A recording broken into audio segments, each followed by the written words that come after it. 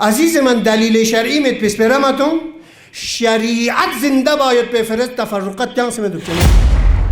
تحدث تفرقة، تحدث فتنة، إذا كان كل ذلك في سبيل إحياء الدين، إقامة الحق وإماتة الباطل، فأهلا بالانشقاق، أهلا بالتفرقة، أهلا بالفتنة. برادر به جهنم توهین بشه، به جهنم اختلاف بیفته. شما بیایید حرف حق را قبول بکنید، نه توهینی در کاره و نه اختلافی میفته. بسم الله الرحمن الرحیم.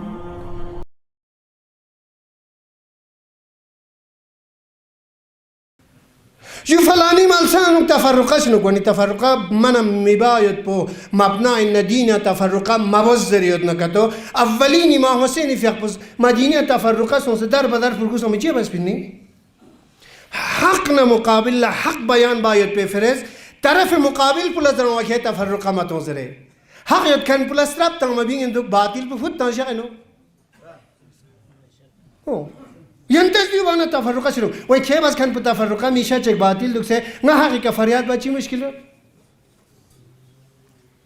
ينتج شاش جو غاچي ما غاچي جامع غاچي دل فلاني دي گاون پيدانا ما يچمه جو مهرباني و چيز ما غاچا تفرقه شاد ندي که كان بازي اوسين سپا يول پن كان تفرقه شنو مرکز بگی هم بازی مسجد پیانو تیسی آفیس پیانو کھیل سے ہوچا بازار دا شخصا منگت پن شخصا ہوچا زاچا منگت پن نظری ہوچا باہر جو یول لینا من اچھا من ڈنڈے چامت پجو وہ کیا ڈنڈے مت پہندے کھوٹے کیوں تین مشکل بخیری آندے نی یول لکھے یار دو چی گھرچا وجا يلا مانا يوم الله بانيان ممجيا قارشوز ما وجا مثلا ورساز ناجي سورا ناجي فلان تكتلا ناجا يوم الله بانيان مد وني يوم الله ناجا شوز كونس بينسوا تيس بينسوا نيدو شنكي شوز بكير شوز كونس بينسوا باتل سويا كير شوز كان بكيرين سو ناجا شوز كان بونغاتشين سو عزيز من دليل شرعي مت بسبراماتون شريعت زنده باید بفرست تفرقات تانس من دكتمن انقلاب زنده باید بفرز ایران یا نکتام چک تفرقه سون بابا امام خمینی جلای وطن بارگوز تفرقه با چک حتوت ساری امام حسین از مدینه فامرگوز امام مجتبی از معاویه تو بدبخ مین تاریخ یا نکسولا بارگوز دیرین دنیا پومن که کان کار پنج رد پنه کریس برو دولو گنگ ما احمق چنچوب تحمیق نچک تدميع نيس تهديد نسم جسم کا کرگلی انقلابی یانو گیان گنجائش میں نچا احمق آمین نچا لالش آمین اور نچا بزدل آمین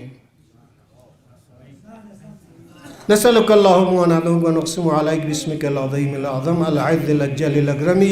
تخرج جماعة من المؤمنين لكي تجاهر بالحق، تتكلم تقول الحقيقة، تقول أيها الناس نحن ننهاكم عن موالاة الظالمين قتلة رسول الله وأهل بيته صلوات الله عليهم.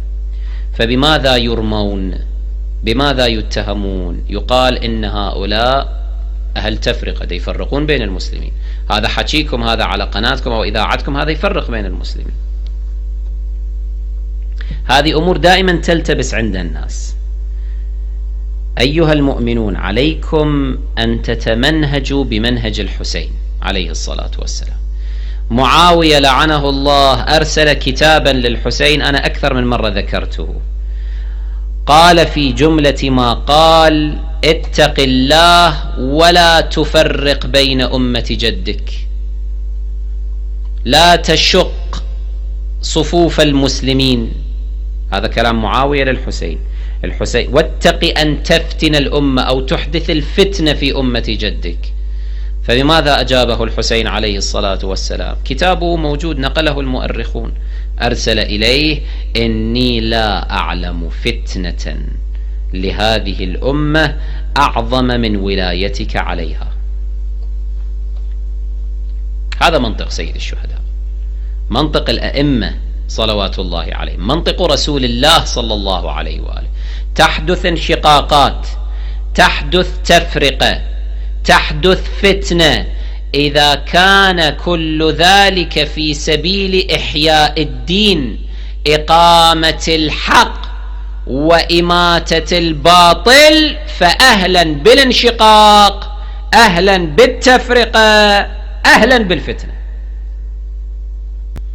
لا، أنت لازم تحقق بالأمر أنه تفرقة مو مشكلة، تفرقة، انشقاق مو مشكلة، فتنة، بس مؤداها ما هو؟ الحسين أحدث فتنة صحيح، صار انشقاق صحيح، ولكن المؤدى ما هو؟ إحياء الدين. أما التفرقة التي يراد بها إمازة الحق عن الباطل، تمييز الحق عن الباطل، الحق والباطل مختلطان، فأنا ما أقدر أميز إلا أن ماذا؟ أن تحدث تفرقة، تحدث فتنة، الشرع يقول أهلا وسهلا.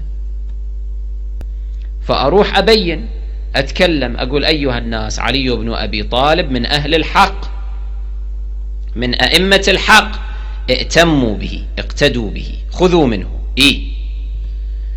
أما عمر وعائشة من أئمة الباطل، زين، كيف أقيم الدليل على أنهما من أئمة الباطل؟ أعرض مثالبهما، أعرض منكراتهما، أعرض مخالفاتهما لرسول الله صلى الله عليه وآله. صحيح أنت وظيفتك ترشد الأمة، تصحح مسار الأمة.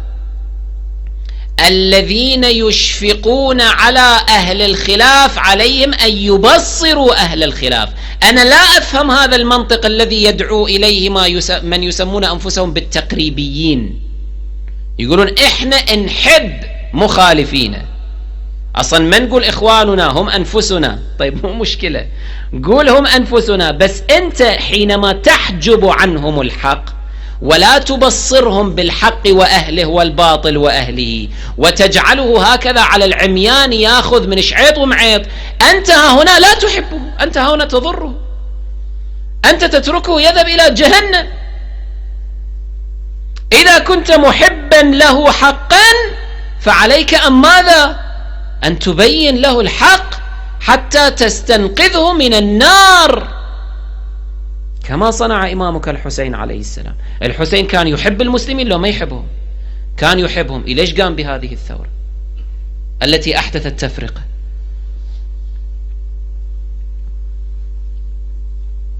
ليستنقذ عبادك من الضلالة وحيرة الجهالة. هذا في الزيارات المقدسة عن أئمتنا الأطهار عليهم الصلاة والسلام لسيد الشهداء صلوات الله عليه، هذه العبارة وردت في وصف سيد الشهداء: ليستنقذ عبادك من الجهالة وحيرة الضلالة. الناس في جهل وفي حيرة ضلالة، فماذا يصنع سيد الشهداء صلوات الله عليه؟ لا بد من أن يتكلم بالحق، لا بد من أن يثور ثورة حق وينتصر للدين ويواجه الباطل فيتكلم. تحدث فتنة، تحدث تفرقة، يحدث انشقاق، مو مشكلة. السلام علیکم، بفرمایید. سلام علیکم آقای اللهیار. بابا من این سوال داشتم، به این وقت از زمانه یا این کاری که شما میکنید اختلاف بین شیعه و سنی نیست؟ بله، ما دیگر سوالات اختلاف، سوالات کسانی که انتقاد میکنن که ما اختلاف میاندازیم یا فحش میدیم، دیگه ما رو جواب نمیدیم. برادر عزیز، شما از راه پیغمبر منحرفید، شما از راه رسول خدا صلی الله علیه و آله و سلم منحرفید و خودتان در همون جهلتان آسوده و آرام بمانید. همون حرفی را که به رسول خدا صلی الله علیه و آله و سلم میگفتن کفار قریش آمدن پیش حضرت ابو طالب علیه السلام و شکایت کردند که برادرزاده شما بله کارهای خیلی بدی کردن، ما از اونها شکایت داریم. حضرت ابو طالب علیه السلام فرمودن برادرزاده من امینه، برادرزاده من صادق القول، برادرزاده من اخلاق عظیم داره، شما چی شکایتی از او دارین؟ گفتن شکایت ما اینه: یکی گفتن توهین کرده به خدایان ما، ثانیا اختلاف افکنده. دو شکایت داشتن کفار قریش از رسول خدا صلی الله علیه و آله و سلم. رسول خدا صلی الله علیه و سلم چه توهینی به خدایان اونها کرده بود؟ هیچ توهینی نکرده بود. گفته بود این خدایان شما، این بت‌های شما بر حق نیست، اینا باطله. و چه اختلافی انداخته بود؟ خب حرف حق را گفته بود، عده حرف او را قبول کردن، بقیه قبول نکردن. این اختلاف، این گناه پیغمبر اکرم صلی الله علیه و سلم نبود اگر اختلافی به وجود آمده. این گناه خود اونها بود که حرف حق را قبول نمی‌کردن. شما هم حالا که حرف ما را میشنوید، از کتاب‌های خود شما بیان میکنیم، ما از کتاب‌های خود شما کفر عایشه را ما ثابت میکنیم، کفر عمر و ابوبکر را ثابت میکنیم، از قرآن کریم ثابت میکنیم. شما بیایید حرف حق را قبول بکنید، نه توهینی در کاره و نه اختلافی میفته. شما حرف حق را قبول بکنید، اون چیزی که ثابت از قرآن کریم چرا رد میکنید؟ وقتی که ثابته که ابوبکر عمر از قرآن کریم ثابته کافر بودن، اصلا عایشه اصلا کافر، همین الان در جهنم میسوزه. وقتی که این از قرآن کریم ثابته، شما چرا دم اونا را گرفتین؟ چرا حرف حق را قبول نمیکنید آخر؟ کدام دلیل؟ اللهم كل وليك الحجة ابن الحسن صلواتك عليه وعلى